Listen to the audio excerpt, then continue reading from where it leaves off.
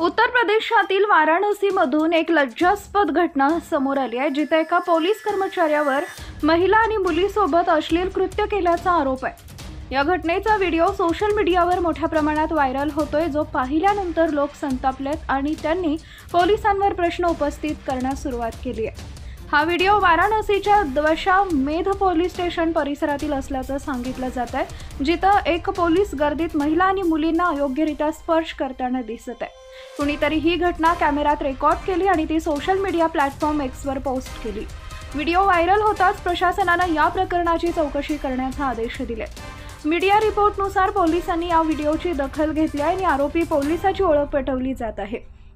ही घटना कधी घडली आणि त्यात सहभागी असलेला पोलीस कोण आहे हे अद्याप स्पष्ट झालेलं नाही। हा व्हिडिओ सोशल मीडियावर व्हायरल होताच लोकांनी तीव्र प्रतिक्रिया देण्यास सुरुवात केली आहे। एका वापरकर्त्यानं लिहिलंय की अशा लोकांना पोलिसात राहण्याचा अधिकार नाही, तर दुसऱ्यानं म्हटलंय की या पोलिसावर कठोर कारवाई झाली पाहिजे, जेणेकरून भविष्यात कुणीही असं करण्याचं धाडस करणार नाही।